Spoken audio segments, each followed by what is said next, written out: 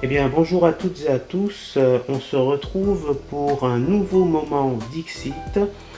Là, j'ai choisi la 13e carte, la 13e lame majeure du tarot d'Anaka qui s'appelle la mort. Je vous laisse observer cette carte dans tous les détails. Et puis après, on se retrouve pour l'analyser et la commenter. Merci, à tout à l'heure.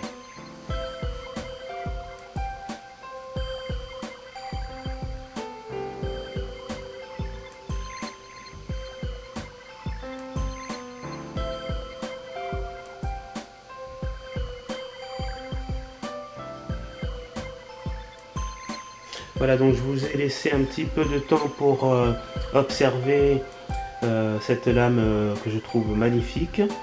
Donc on va la commenter de suite. Donc ce que l'on va voir en premier, ce que le personnage tient avec son poing serré dans la main, c'est la faux. Voilà, on va voir la faux. Ensuite, on parlera de ces grandes ailes qu'il a dans son dos, des ailes énormes de couleur noire. On va parler du personnage en lui-même, qui a une couleur très blême et qui porte un genre de robe noire.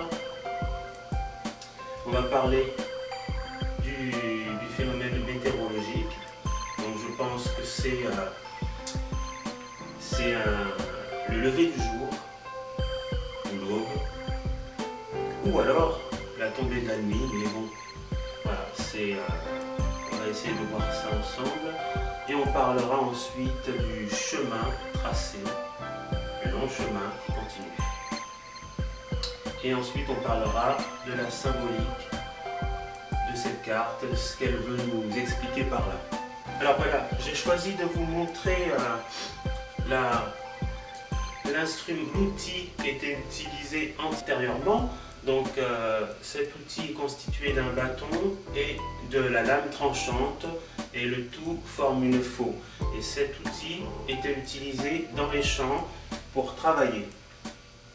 Alors voilà, je vous montre une image de l'utilisation de la faux. Donc on voit bien le manche et la fameuse lame qui vient couper, faucher l'herbe en quelque sorte. Voilà l'utilisation de la faux. Donc dans les champs, on vient faucher l'herbe et on avance progressivement sur son passage pour créer, pour obtenir un sol à peu près plat. Alors, j'ai une définition de la faux, de son utilisation et ensuite de son, comment on pourrait appeler ça, de sa symbolique. Donc alors la faux ou faux, F-A-U-L-X, est un outil manuel utilisé en agriculture et en jardinage pour faucher l'herbe et les céréales. Son utilisation, le fauchage requiert un apprentissage spécifique. Le faucheur reste droit pendant la fauche, il fait face à la coulée qui va faucher. La lame repose au sol, la pointe à la droite du faucheur est donc le manche un peu en retrait derrière lui. Il effectue un mouvement latéral des deux bras pour amener l'herbe fauchée à gauche de son passage. Il repousse la faux au point de départ de la nouvelle coupe, la lame s'appuyant toujours sur le sol et fait un pas de la largeur d'herbe fauchée. La largeur d'herbe fauchée est la même pendant tout le mouvement.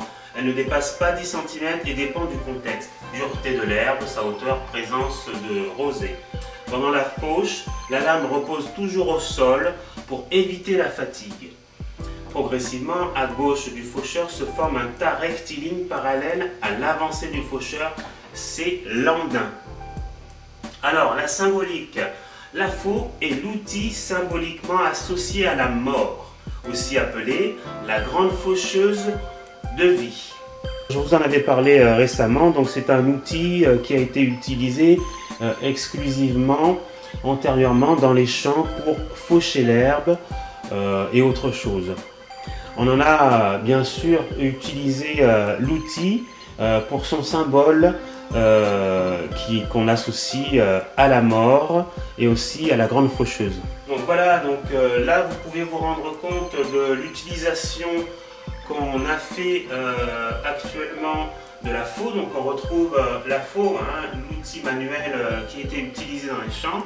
Il y a toujours, souvent, bon, en plus on voit un corbeau, on voit des habits sombres et un ciel incertain derrière avec une personne qui est allongée, tout est sombre, il n'y a qu'une dominance de noir et blanc et gris. Voilà, donc on associe à la mort, bon, bien sûr le corbeau est associé à la mort, hein, ça faut pas l'oublier, et il est assis à côté d'un être qui semble mort. Donc nous revoici à notre fameuse 13e lame majeure du tarot d'Anaka, donc la mort, et on voit en fait au centre de cette carte un personnage divisé en deux, c'est-à-dire avec un corps blême, on associe le côté blanc, le côté blême à la mort bien sûr, où il a un visage éveillé, il nous regarde, il nous tend sa main et il nous appelle en quelque sorte en nous demandant de venir avec lui. Il porte une robe noire qui symbolise bien sûr la mort, la fin de quelque chose.